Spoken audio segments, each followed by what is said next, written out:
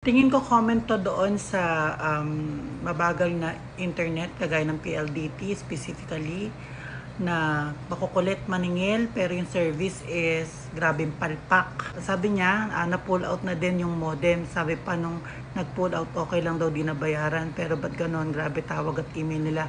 Globe at Home naman yung sa amin. Globe at Home. Sorry, ngayon lang ako nagbasa ng comment ha. Hindi ako nagbibigay ng komento. Yung aaralin ko, babasahin ko muna, tapos tsaka ako pag-iisip sasabihin. Ngayon ko lang nabasa yan. Globe pala siya, Globe at Home. Pare-parehas, lahat ng internet provider. Okay, Globe, Converge, PLDT.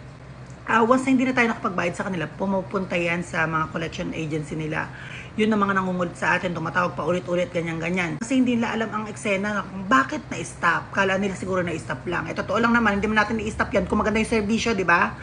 Kung gano'n nasisira sana ang mga internet natin at nagagawa kagad ng mabilis, tayo ang mawawalan. Di ba? Kumbaga maganda ang service ng isang internet eh. Mabilis makabit kapag nasira eh.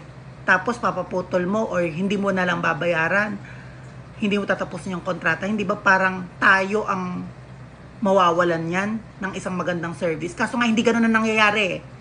So pupunta na yan sa collection agency. Kung feeling mong marami kang oras at tsatsagain mo para gusto mo ma-stop yan, sabihin mo sa kanila pag tumawag sa'yo ay i-complain mo through DTI yung kaso mo sa internet provider na yan. Sabihin mo, pagbibigyanan mo ng oras kung bakit hindi mo na binayaran at bakit ka magbabayad sa isang bagay natatapusin ang kontrata na napakaraming beses mo nagtiyaga sa internet provider na sablay. 'Di ba? Alam naman nila lahat yan eh. Hindi tayo aalis sa isang kumpanya or sa isang internet service na maganda ang serbisyo. Kaya tayo maalis, hindi tayo magbayad kasi hindi maganda. Dumarating sa mga point na high blood na tayo sa mga yan, kaya hindi na natin binabayaran. Diyos ko, ala namang napakapangit na ng serbisyo, ilang buwan na, tapos babayaran ko yung buo. Paano kunyari 2 months ka palang gumagamit ng service nila, babayaran mo ilang taon? Yung eksena nilang yan, naging policy lang nila yan. Sabi mo nang hindi ka nakapagbayad, hindi mo binayaran, mababan ang ID mo. Ang address hindi na ibinaban, pangalan na lang. Kasi kung ibaban nila ang address ng bahay, katulad dati, ginawa nila yan eh. Nakalimutan ko lang kung Globe or PLDT. Kung ibaban nila ang mismong address, kamusta ang sales nila? Kung lahat na ng bahay ay naban ang address sa mga internet provider, 'di ba? So hindi nila gagawin 'yan, malabo. Yung kaso malabo din. I think ang gagamitin diyan is small claims collection of sum of money kasi nga utang.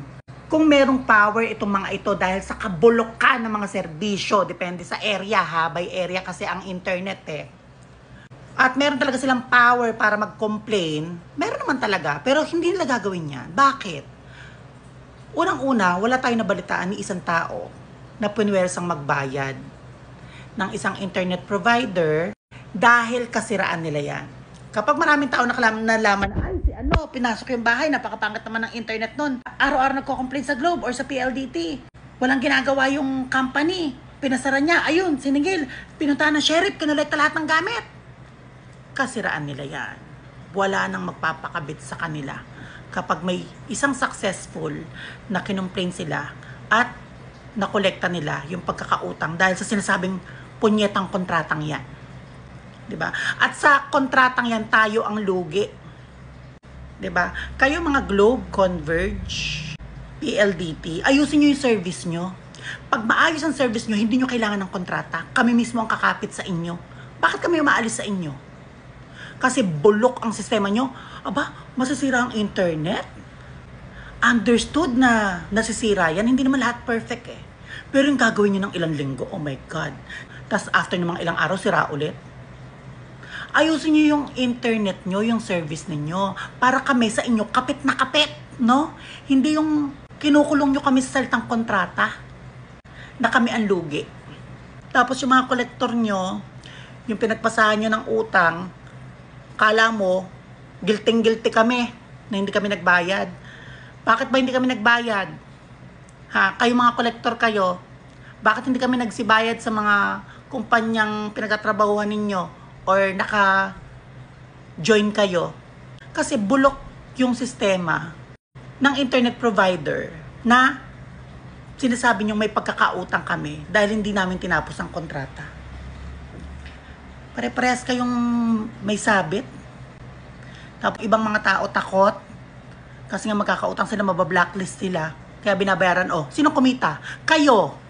After nyo pasakitin ang ulo, PLDT, Globe, Converge, lahat ng internet provider.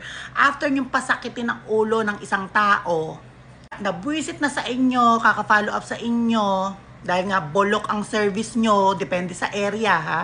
I-stressin nyo, kakatawag nyo, kakasingin nyo, at pag nakakolekta kayo, luging-lugi na yung tao, no?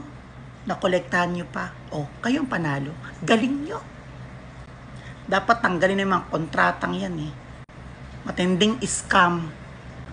Mga lintik na to.